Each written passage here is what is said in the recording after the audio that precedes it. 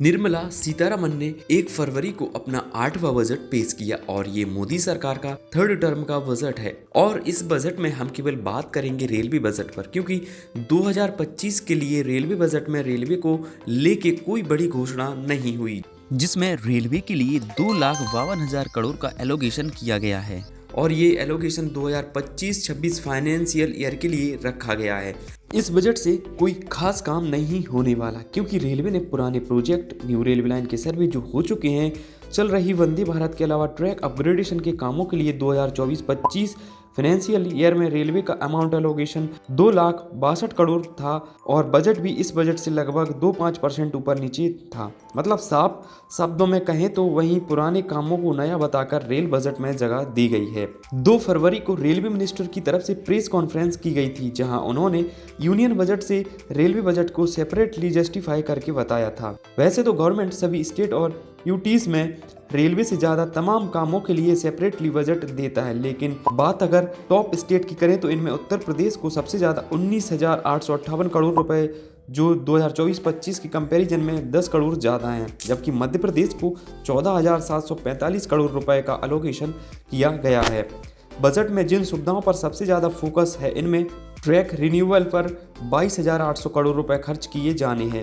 Security related project पर railway 1,16,514 crore खर्च करेगा, जिनसे लगातार हो रहे ट्रेन हादसों पर लगाम लगाई जा सके। 2025 के एंड तक 10,000 लोकोमोटिव्स और 3,000 किलोमीटर रूट को कवच से लैस किया जाएगा।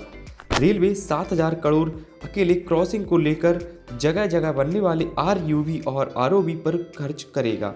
दोस्तों, इंडियन रेलवे हाई प्रोफाइल लोगों का ही नहीं बल्कि असाधारण लोगों की पहली पसंदीदा ट्रांसपोर्टेशन का साधन रहा है, जिसमें नया रेवोल्यूशन लाने के लिए वंदे भारत के new variant, sleeper Vande Bharat के 50 रैक बनाने और 200 न्यू वंदे भारत ट्रेनें, 100 नॉन एसी अमृत भारत ट्रेनों के साथ लोअर और मिडिल क्लास पैसेंजर की रिक्वायरमेंट के लिहाज से 17,500 जनरल कोच को 2025 से 2027 यानी 2 वर्षों के अंदर तैयार करने के लिए काफ़ी तेजी से काम चल रहा है। इसके लिए एमसीएफ, आरसीएफ और आईसीएफ काम कर रहे हैं।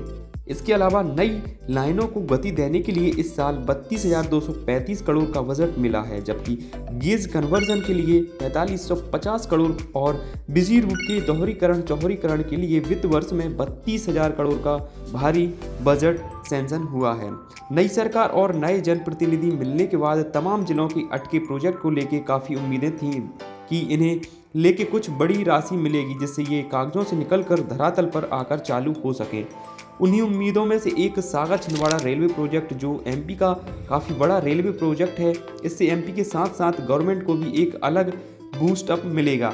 इसकी चर्चा बजट में दूर दूर तक नहीं की गई, जिससे क्षेत्र के लोगों में काफ़ी निराशा है। यही नहीं, मध्य प्रदेश के जिन रेल प्रोजेक्ट पर काम कछुआ चाल से किया जा रहा है, इसमें भोपाल रामगंज मंडी 276 kilometre single broad gauge rail line शामिल है। इस रेलवे लाइन को पीएम फास्ट ट्रैक योजना में भी शामिल किया जा चुका है। इसके बाद भी यहाँ पर जो है बजट का अभाव का हवाला देकर बहुत सुस्त तरीके से काम चल रहा है। 2026 के पहले भोपाल से रामगंज मंडी तक ट्रेन चलाने की बात कही गई थी, लेकिन उम्मीदें ना के बराबर हैं। मोदी सरकार के दूसरे टर्म कंप्लीट होने के बाद भी प्रदेश के इन अहम रेलवे प्रोजेक्ट पर भी कोई खास प्रोग्रेस नहीं दिख रही है। हम बात कर रहे हैं जबलपुर इंदौर रेलवे परियोजना, सिंगरौली ललितपुर रेल परियोजना, धार छोटा उदयपुर रेल परियोजना और रेलवे के नक्शे में बनाई गई आरौन सिरौंज वासुदा वेरसिया रेलवे लाइन। निश्चित ही थोड़ा समय लगेगा इंडियन रेलवे की व्यवस्थाएं और बेहतर बनाने में, क्योंकि जिन रेलवे मिनिस्टर अश्विनी वैष्णव के हाथों में रेलवे की कमान है, वो बहुत ही ज़्यादा टेक्नोलॉजी का उपयोग करने के हिमायती हैं। आखिर में फिर वही सवाल कि बजट आने के बाद क्या नए सांसद लोकसभा में अपने क्षेत्र के इन मुद्दों की पुरजोर मांग उठा पाएंगे। वैसे 2025 के रेल बजट को लेकर आपके क्या ओपिनियन है, हमें कमेंट कीजिए।